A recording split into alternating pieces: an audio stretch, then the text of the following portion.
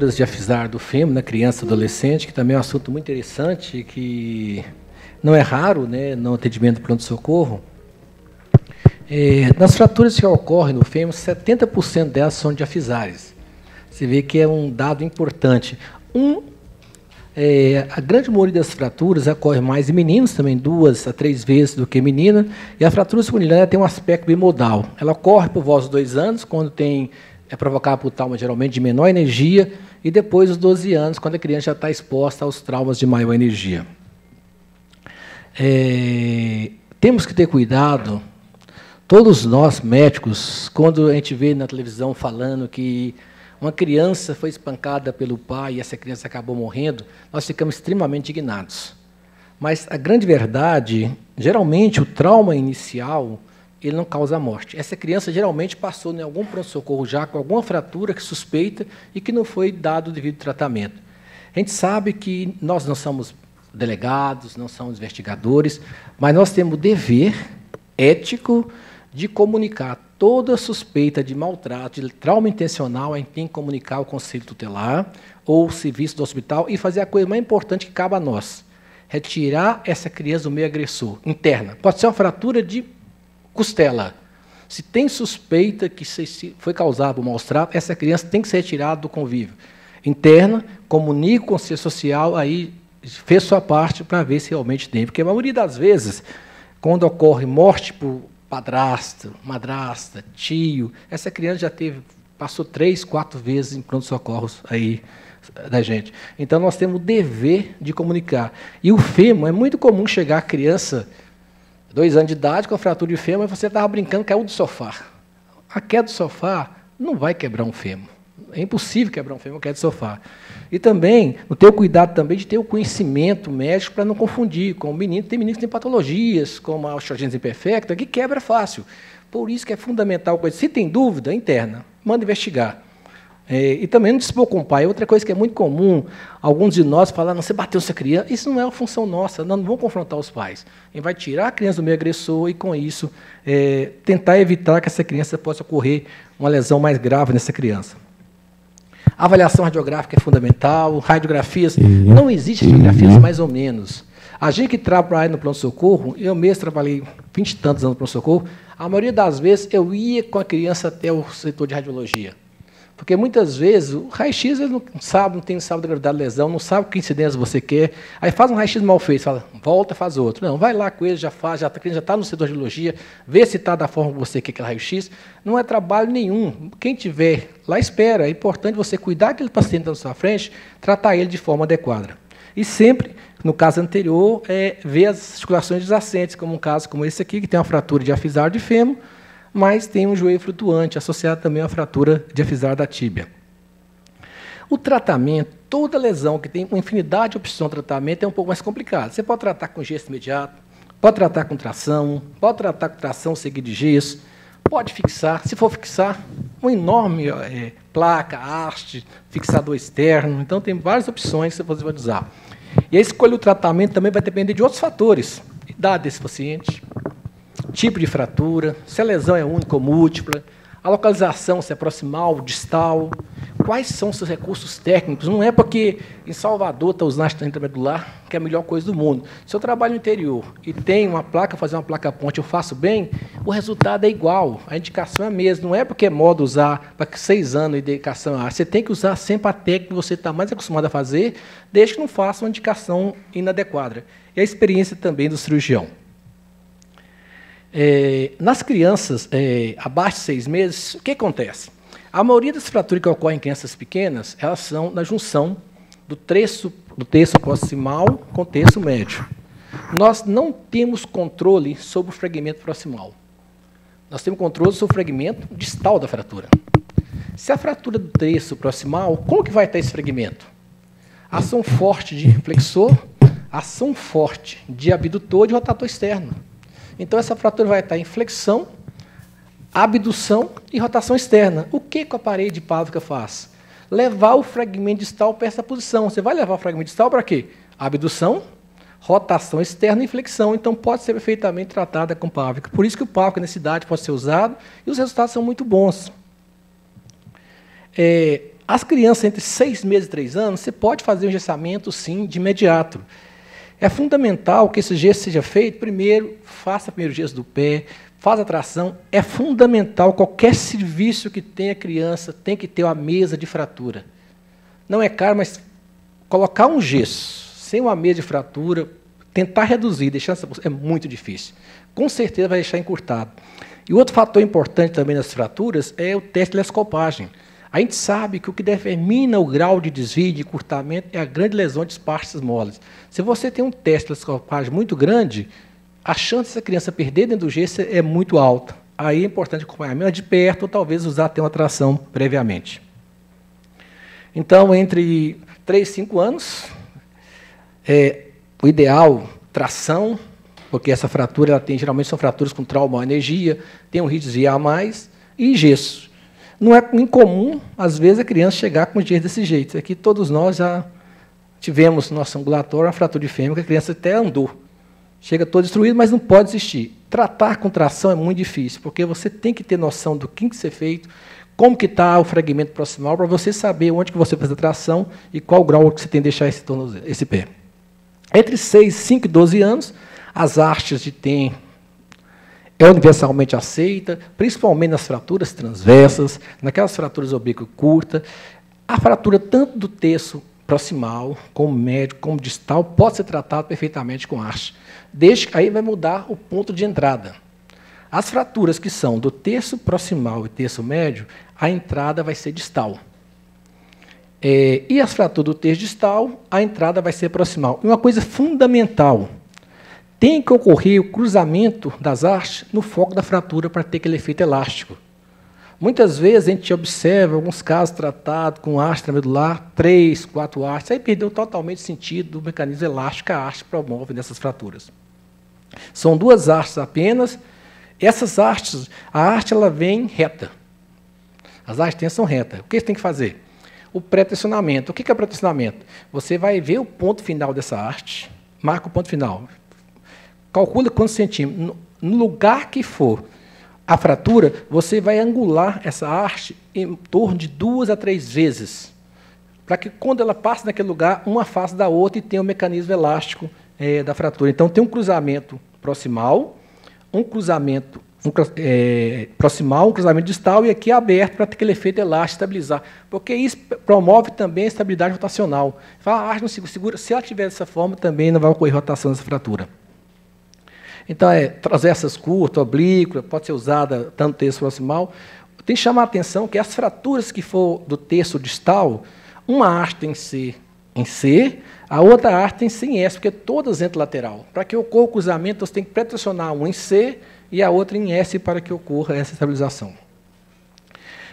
Uma coisa importante que tem que ter em mente é o trocáter, ele tem uma ponta muito afiada. Você nunca pode agregar uma lesão na fratura que já tem. Então, sobretudo no fêmur distal, se você ver a teoria, manda entrar 45 graus com o trocáter. Não, entra com ele 90 graus para não ter risco de escorregar, perfura e depois sim, se você angula 45 graus e acaba de introduzir o trocáter. Porque se colocar ele em 45 graus, ele vai escorregar pelo periósteo, vai para o posterior, justamente onde passa a artéria, e ele é cortante. Imagina uma criança com fratura de fêmur e você produz lesão atrogênica da artéria femoral. Então, tem que ter esse cuidado.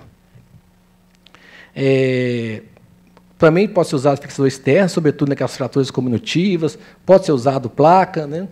E nas crianças muito pesadas, acima de 12 anos, pode usar sim as hastes bloqueadas, tem que ter um cuidado muito grande, porque no adulto a gente entra na FOV. A gente sabe que a criança, até 12, 13 anos, ela tem irrigação única. E a artéria circunflexa lateral ela passa justamente próxima à frócise. Se você entrar com haste por ali, você pode lesar essa artéria, e essa criança vai ter uma fratura de fêmur em consolidação e uma necrose da cabeça femoral em evolução. Então, a haste tem que entrar pelo grande trocânter. Então, são lesões frequentes, a escolha do tratamento, existem vários parâmetros, tem que saber todos. Naquelas crianças que têm menor de 12 anos, sempre pensar em lesão intencional e sempre avaliar as fraturas associadas. Vamos ver um caso agora, pedir auxílio dos meus universitários. Quem que não falou? João Vitor. João Vitor, uma criança de 7 anos e 4 meses, atropelamento, tinha um TCE leve, deformidade do membro inferior, vascular e neural ok e fratura fechada. Primeiro exame? Exame físico. Exame físico, está aqui, tudo normal. Raio-X. Radiografia. Radiografia, essa é a radiografia da criança. Certo. Como você classifica? É o que isso aí? Tem um joelho flutuante. Joelho flutuante. Joelho flutuante. Você tem uma fratura. O joelho flutuante pode ser 3 jeitos. Você pode ter fratura fisara, pode ter uma fechada, outra exposta, a classificação de Wisten. E a mais comum é quando a fratura é de afisar dos 2 ossos, aquele trauma no meio. O trauma, uma roda de carro que pega todo o joelho e quebra tanto proximal como distal. Muito bem. Então, joelho flutuante. Beleza. Vamos pedir ajuda agora aqui do Matheus. Matheus, você trataria essa fratura com gesso, Matheus?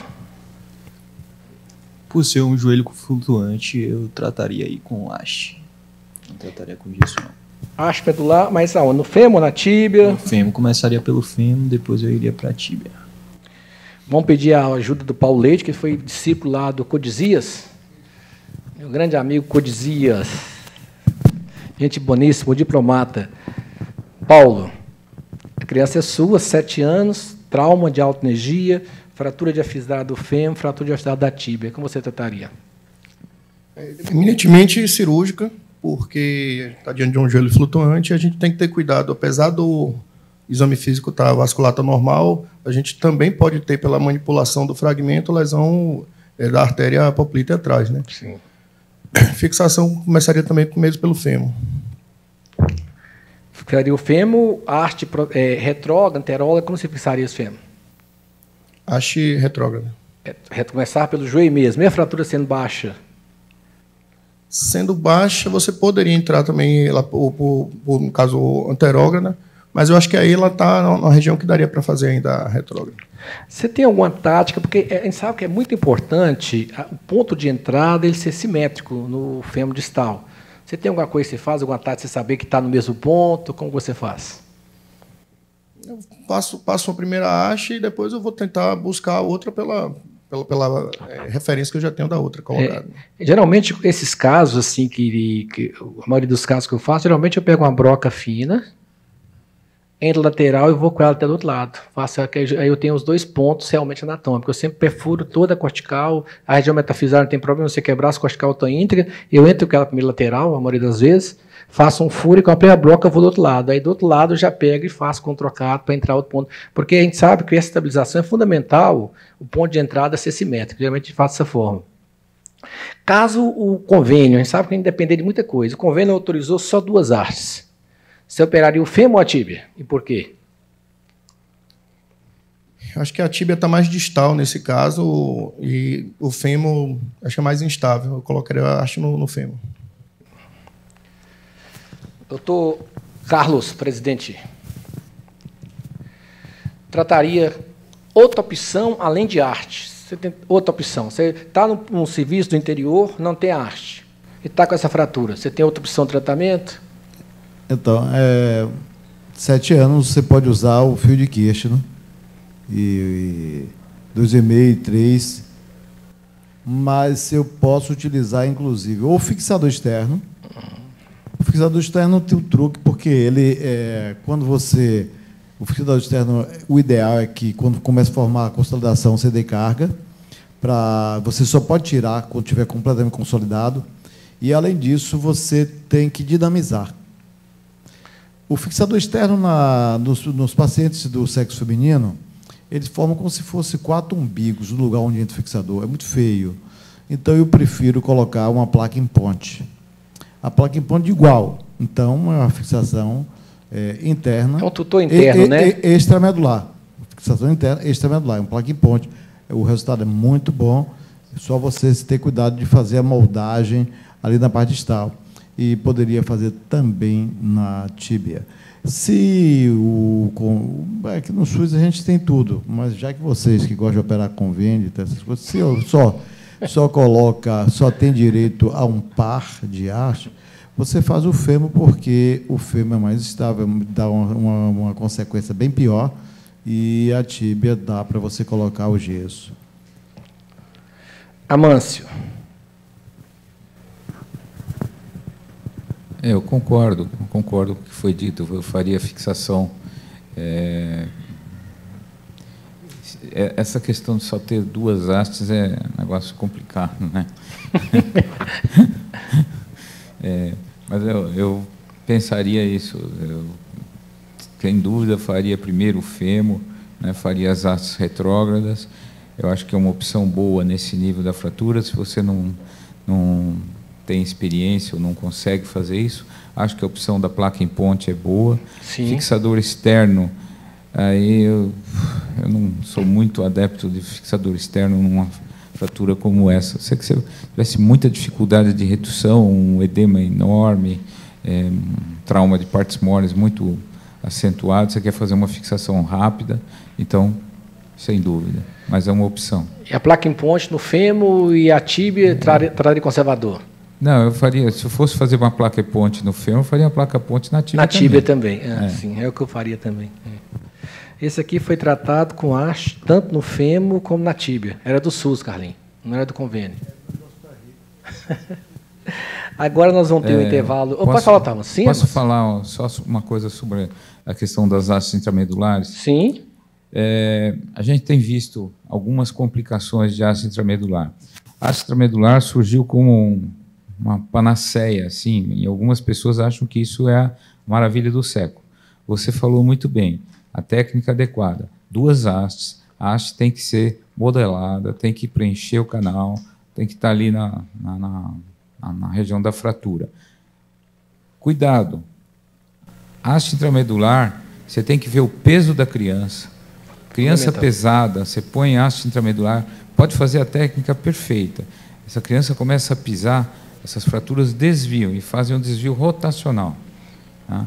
Eu falo isso por experiência própria. Né? Eu também. Eu já tive casos assim, a redução perfeita, você encaixou todos os dentinhos, colocou as hastes, está bonitinha, a haste é grossa, tal, não sei o quê. Você deixa, começou a formar o calo, tal, você começa a liberar a carga, aquele...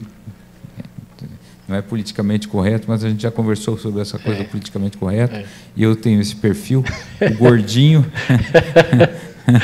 o gordinho começa a pular e essa fratura vai desviando. Então, cuidado. A outra coisa é a questão do sobrecrescimento. Tá? Também acontece sobrecrescimento com as fraturas fixadas com redução anatômica e haste intramedular. Precisa tomar cuidado, observar muito isso e principalmente avisar a família que isso pode acontecer. Você falou, anota no prontuário e conversa com a família. Então, só estamos residentes aqui, né? Eu acho que essas observações são importantes para eles. Sempre retirado, Tomâncio? Você sempre retira as hastes? Como? Retira depois de consolidação? Sempre retira? Sim, sempre. Lucas. Eu ia falar sobre isso, sobre a retirada de haste. Sim. É muito comum, e eu não sei quem criou esse número mágico, 6 a 8 semanas. Não existe um tempo para você estar retirando essas hastes. Você tem que ver a radiografia. O tempo ideal para você tirar a haste é quando você vê a recanalização óssea. Então, assim, não tem como você pegar e tirar uma haste dessa com 6 a 8 semanas, porque vai refraturar. Então, muitas vezes, a gente pode pegar essas refraturas, principalmente de ossos longos, nos membros inferiores, por estarem retirando precocemente. E uma outra coisa também, que é pelo princípio da haste flexível, é que essa haste não tem que ficar para fora. Ela tem que ficar dentro, tem que ser cortada. O principal manda isso. Essas hastes não podem ficar para fora. Facilita para a gente tirar? Facilita. Mas a lesão de partes moles e o índice de infecção é muito grande deixando essa haste para fora. Então, acho que são cuidados, como ortopedista pediátrico, que a gente tem que tomar. Eu acho que você falou isso importante. Eu nunca tirei uma haste de fêmur nem de tíbia com menos de 1 ano. E no antebraço, geralmente eu tiro a que está mais protusa, geralmente eu não tiro junto, tiro geralmente a que incomoda mais o rádio. Tiro do rádio ali com 3 meses e depois 6 meses que eu tiro da una. Muitas vezes eu faço 2 cirurgias. Amâncio.